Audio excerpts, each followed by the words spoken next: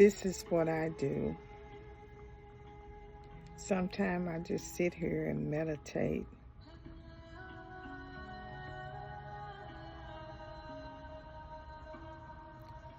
And the serenity that I feel right now, the love and the peace and the connections with God.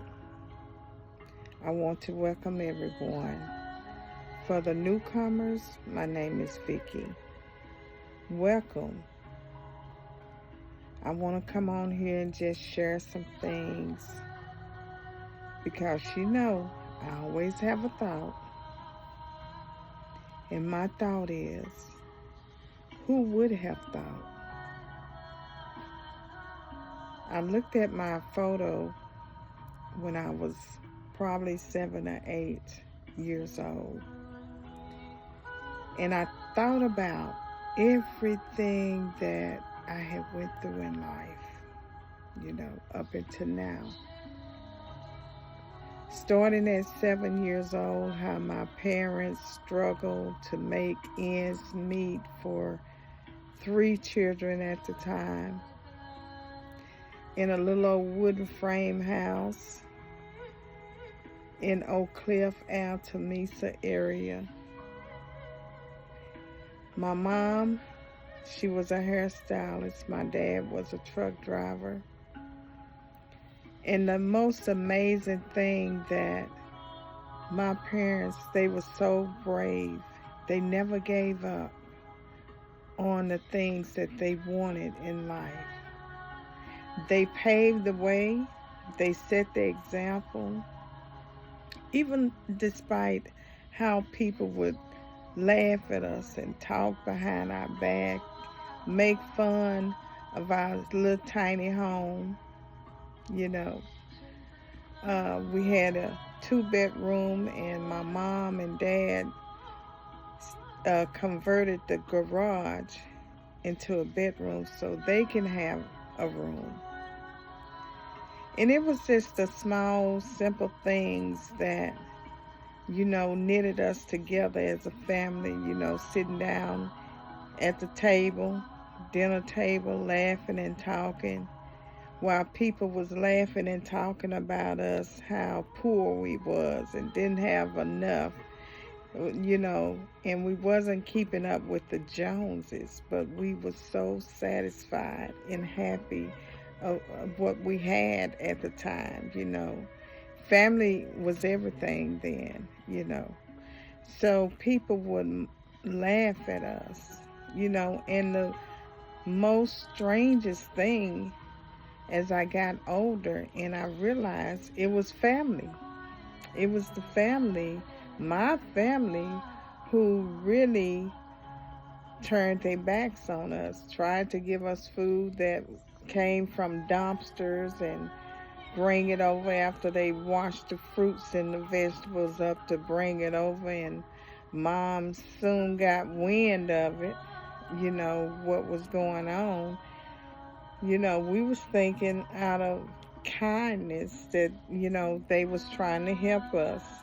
But when we found out the real truth, then we started neglecting. Well, I don't want to say we because I was small and 7 or 8 years old. But my mom and my parents started saying, no, we don't need any help anymore. So they rejected the help. And, I can't blame them. As I look back over my life about hardships and going through divorce and domestic violence and you name it, I went through it just about. But the blessed thing that I noticed about me growing up, I never had a desire to do drugs or alcohol. So I was truly blessed on that part. I didn't pick up those bad habits of drinking and doing drugs. So, when people look at your life and say, well, she'll never amount to anything. She will never be nothing.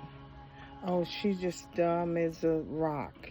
She would never get it, Well, I never did give up after hearing a lot of things, and some of them was worse than that. And now I reflect back on it and look back and just laugh about things or smile. But at that time, growing up and being the age that I was in my 20s and struggling and going through a lot of things that I brought on myself, and but through it all, thank God, the grace of God, I had a determination by looking and patterning after my parents, how they never did give up on their dreams. And I continue to work. I continue to go to school as much as possible. And I always tell this story, which is true. It took me 10 years to get my associate, 10 years. And I can remember when people used to laugh and talk about, oh, she just doing something. She been in school for 10 years and she's not going to get anything. So finally, 10 years, I got my associates. That motivated me because I never did give up. And the reason why it took me that long is because I had a family at the time raising my son, and I had to work. I didn't have an option where I can just finish. So I would take a course here, a course there, every chance I got. And I just kept going and kept going and kept going. And when I finally got the taste of walking across the stage and someone handed me my degree in my hand, it felt so good. And I wanted more and more and more. So I continued to do that for years and years. So shortly after I got my first degree, I went back to school and got my second, and I continued on. And now that I'm at a stage in my life at 61, at 62, I'll be 62 pretty soon. And here I am after everything that I went through, all the laughs, all the talks, sniggling behind the back and saying things to me that, a person shouldn't say to another person, but despite of everything that I went through, I made it. Now you're looking at a person with all the struggles and never did give up. Now I'm pleased to announce that I am now Dr. Vicki Brown Johnson. I am so proud that I never did give up on me. So many people give up on themselves and they say, oh, forget it, it'll never happen. Oh, I don't know why I'm doing this, It's too hard. It's too time consuming. I can't do this. I don't have enough funds. I don't have anyone to watch my children. I've been there and I've done that. I made every excuse possible. But one day I decided to sacrifice, and I made up in my mind that nothing this time would stop me. Not nothing. And once I walked across that stage and got that first diploma, got that first degree, I was excited.